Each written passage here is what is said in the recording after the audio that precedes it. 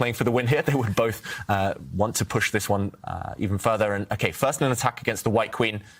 The black knight sitting on a really nice square, I've got to say. And I'm just trying to look for safe squares for her majesty here. The white queen does find one on f5. But, okay, black's queen. If she could somehow land herself behind the white king, imagine the black queen on the bottom right-hand corner of the board on h1. There would be devastating threats there. So what is Firouzja going to go for? He could also be greedy here and take time out to grab that white pawn on b2, but it doesn't feel too relevant right now. So I would be slightly surprised to see that one. And it would allow that bishop, which has been sitting on b5 forever. Before it was pinning a knight. Now it's doing nothing except for staring in thin air. If that bishop can slide back onto a new diagonal, staring towards the black king, or if that bishop gets to c4, you're hitting the knight and the f7 pawn behind it. That could be really problematic for Alireza Firouzja. So he should not look at the clock and think, I'm going to go flag Arjun Erigaisi. This is one of the best bullet chess players in the world. I mentioned earlier he won the Junior Speed Chess Championship by taking out Nihal Saran. Everybody should know Nihal Saran for being the runner-up in the Global Championship. So you don't want to just look at the clock. He needs to play the board here. And he has brought his queen to d1, looking at David's plan of going over to the h1 square. But it seems like it was a mistake. Look at the bar. Well, yeah, what is happening here? Maybe white could just ignore this. I thought it was a killer threat, but white's knight is just about able to jump back and defend. So right now, maybe there's a killer move. And wow, look at what Erigaisi's done. I wasn't 100% sure about suggesting this one, but Erigaisi was very confident here. He lands his bishop on this diagonal that Robert was mentioning. And what Firouzja might have missed is that any check from behind looks like checkmate, but white's knight can just jump back and defend. Suddenly the black queen is offside. She's in no man's land. She doesn't want to be on this side of the board. She's needed as a defender, and huge threats against the black king instead. Wow. Maybe... Sorry, go on, Tanya. No, go, finish your... I was going to say, maybe it was just a bit of a bluff by Firouzja, and now he's regretting it. Yeah, we saw that little head shake by Firouzja there. I think he completely missed the fact that queen h1 is not a checkmate. And after the knight comes back to h2, you realize that knights are not only great attackers, but also really good defenders. You see how it controls all the squares around the king. There are no checks on the board. Bishop e6 is a massive threat. Yes, you can fall back with your queen to c6 now to try and defend that knight on e6, but now black has run out of fire completely. No threats against white's king. White simply makes a move like b3, guards that bishop on c4, and white's dominating. Yeah, white's dominating. The knight can come back to a more active square later. Black is completely frozen. Once you have to go on the defensive, that will only spell bad news. And you are pawned down to boot. So not a great turn in this game for Firouzja. He's looking really downcast. You see him on the camera, head in hands now. His last move was a bit of a complacent one, perhaps. For sure, because if you're going to be a pawn down in some positions, you want the opposite colored bishops. An added bonus of having this bishop on c4 is that at some moment, the right moment, we'll see Arjun take that knight on e6 and enter a position with knight versus bishop. That extra pawn will tell the story. So Alireza, he's on the defensive. He's on his back foot. He brings his queen all the way back to c6. b3, David, your suggestion is great. Simple, strong, defending everything. Yeah, you could make an argument maybe for taking that black knight right now, but I don't think there's any rush. There we go, b3 on the board, the most natural move. That black knight is not going anywhere. It's an easy target for white's bishop. White's bishop is now far, far superior to its counterpart. We were talking about the opposite colour bishops, the colour complexes. There's so many targets for that white bishop. There's no targets for the black bishop. It's hitting thin air, and yeah, it's turning in white's favour. And white is still an extra pawn up. You've got that material advantage. You're out of danger with your own king. The knight jumping back into the attack. You might dissolve the problem of the opposite color bishops. These endings are always known to be a bit joyish, but that might not be the case once the bishop and the knights are traded off. This looks like Arjun could be headed towards a second victory, but of course, Alireza is going to make that super hard, and he moves the knight away. But look at the clocks. Both players are on the 30-second mark, and that is dangerous territory. Look at this play by Arjun, centralizing the bishop. No more queen h1s for you. He's going to be able to bring his knight back into the game next. And if that knight hops forward into the enemy territory, there could be checkmate threats. Yeah, we'll see that white knight get back into the action, leap back there. And also this pattern between the white bishop and the black knight. Last year, Simon Williams, the Ginger GM, he called it the knight stable. The knight is locked at home, can never move without being captured by that white bishop. It's total domination. And wow, Erigaisi just takes a timeout to keep his king safe. That white king now super safe in its palace there, surrounded by pawns. Black's king has fewer defenders around it.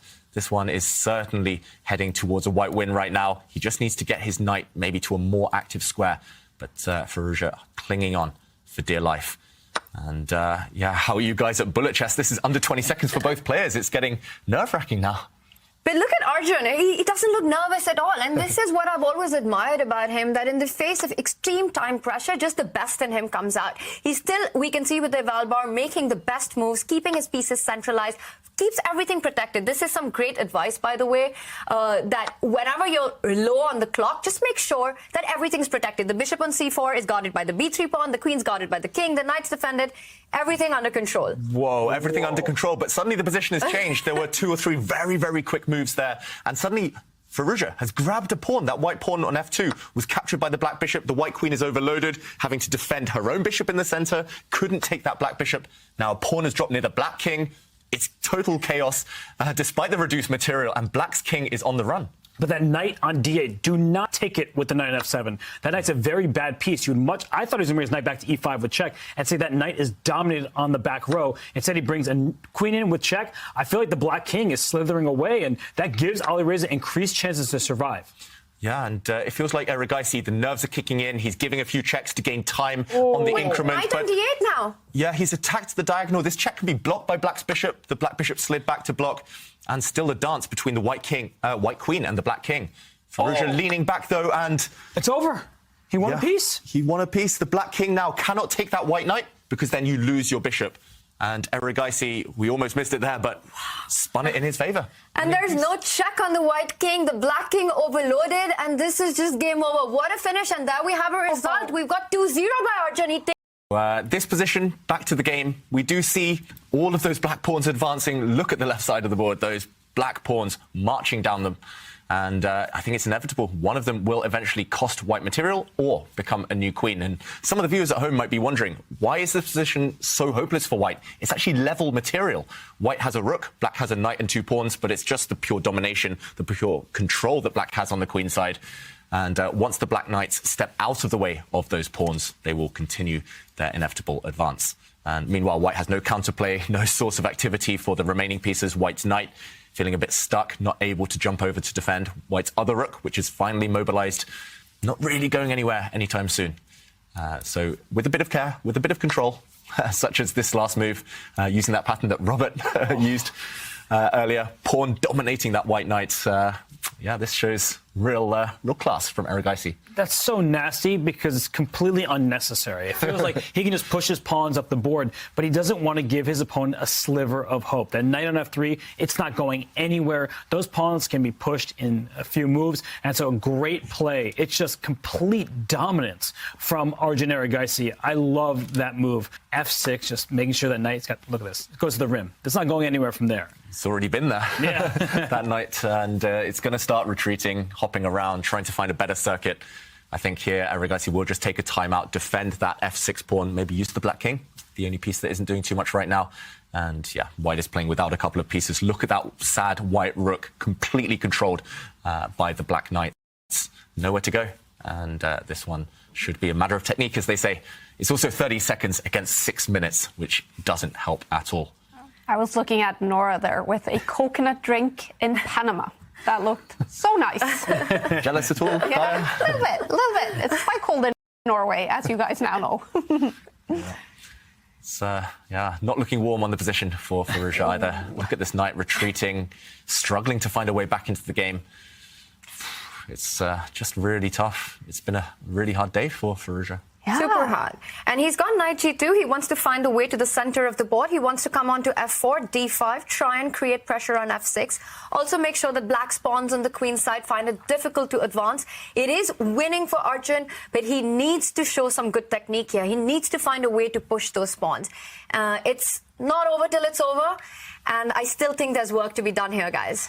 Yeah, sophisticated move, though, from Erigaici. That black rook landing in the center of the board. Again, controlling any knight jumps, stopping the white knight jumping in. And wow, Erigaici, blow after blow, tactically so sharp today. This move shocked me, I've got to say. At first, it looks like this pawn can simply be captured, but Robert, I think there's a tactical justification. Yeah, so the pawn is captured. Black will not recapture on c3. The knight will drop back to b5.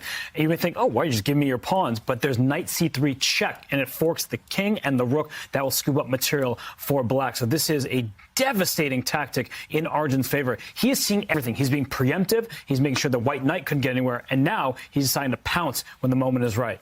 Yeah, and now simply this knight is going to capture this pawn. It's not a fork this time because the white rook moved, but it's simply a check, driving the white king further away, and these pawns are just going to start rolling. You can push them now, you can push them later.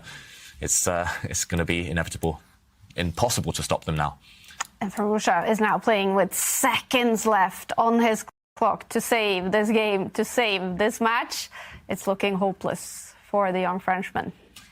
Yeah, you can tell body language. We sometimes read into it, sometimes we have to ignore it. But here, Firouzja knows that no chance. 12 seconds. It's just been one of those games, one of those days. What's gone wrong for him today? Is it his own fault, so to speak, or is it just Arjun who's been crushing it today? Arjun's been on fire. Yeah. He's been tactically alert. He's played great prophylactic move, stopping his opponent's activity. He's shown great technique. Even this one, just in 3 moves, getting a winning position, the A pawn marching down the board, all those ideas with the queen that we saw in the earlier games. Just brilliant play from start to finish. He was never in the back foot. He was never worse throughout the match. So a very controlled win here by Arjun. And Robert, I can see how impressed you are on your face by these moves from Erigaisi. I mean, every move has a purpose in his game right now. He just traded rooks, and you're often told, well, if you have fewer rooks, maybe you shouldn't trade. He's saying these passed pawns are storming up the board. I do not want to give my opponent any counterplay. So if the white rook that's on c1 could jump over the knight, maybe there would be some chances to land a few checks and give an opportunity to stop the pawns, but not from the front. It seems that if you just bring one of your knights, either one, back to the e4 square with check, then the pawns are running by themselves. It's as clear-cut as it gets. Arjun Erigaisi, every move in this game has felt extremely accurate. Yeah, you can start advancing, I think, even either of them at this point, but yeah, these pawns aren't going to be stopped anytime soon. I'm surprised at how easy Arjun made this one look. And again, logical moves will wrap up the point. Like you say, it's rare at the top levels of chess to play kind of such a smooth game, not allow your opponent any counterplay. In 6 seconds for Firouzja, we're expecting one of these knights to land with a check. I'm not sure which one's better. They both look very strong, to be honest. But Arjun, he's doing the right thing. He's sitting on his hands, not rushing. He knows this is a critical moment. He knows he's winning. Just 1 or 2 accurate moves, and he'll reach that finishing line. Now he's in calculation mode. He's trying to figure out which knight to give the check with, and then which pawn to push. So, yeah, a matter of time, but Erigaisi has 3 minutes. That should be sufficient to calculate his way to that win. 6 seconds, however, for Alireza Firouzja. That is probably not enough to save this game. What a move. Again! Again, he's seen everything, and we have to show the justification here. He's actually giving up his knight because the black pawns are just too strong. And let's jump in. Actually, well, we're going to see it on the board. This pawn is about to promote. The white rook has to stop it, and the other pawn joins. One of them is going to become a queen, and game over. 3-0. It's game over. Arjun Erigaisi takes the match. He goes through to the winner's semi. Banking everything now, Sarana, on the white B pawn, running up and promoting long term. Yes, he might pick off that straggler on a6. It's going to fall in the next few moves. Black's knight is active. Black's knight can go towards those kingside pawns. Maybe some hints of counterplay.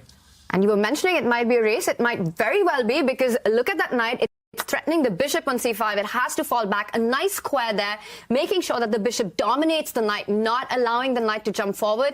But it can, because if you trade, it will be a draw on the spot with the opposite color bishops. So Sarana making his intentions clear. He's never going to trade that bishop for the knight. Yeah, it feels like he's a bit nervous, though, Sarana.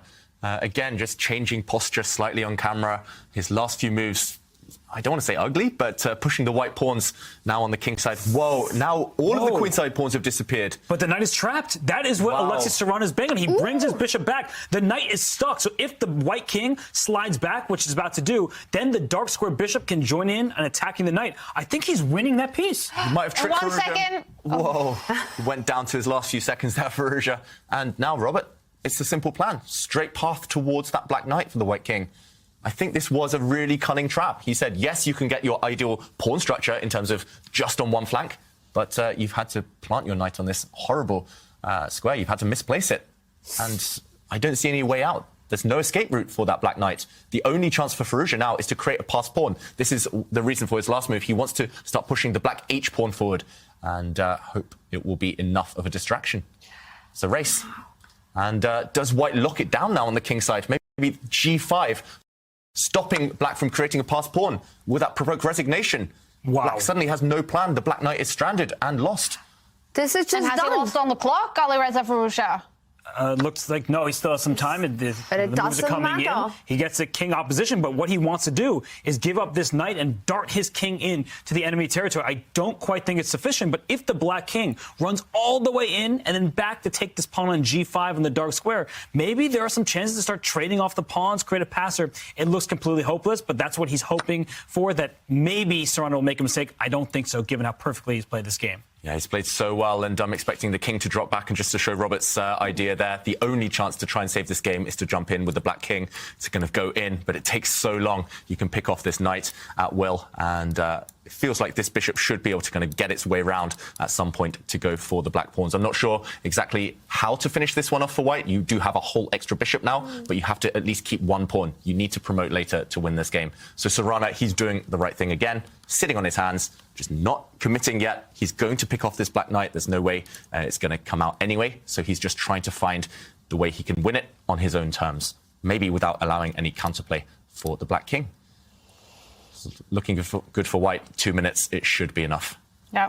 He is going to go on to pick up that knight because you don't want to move the bishop, allowing the piece to escape out of the danger zone.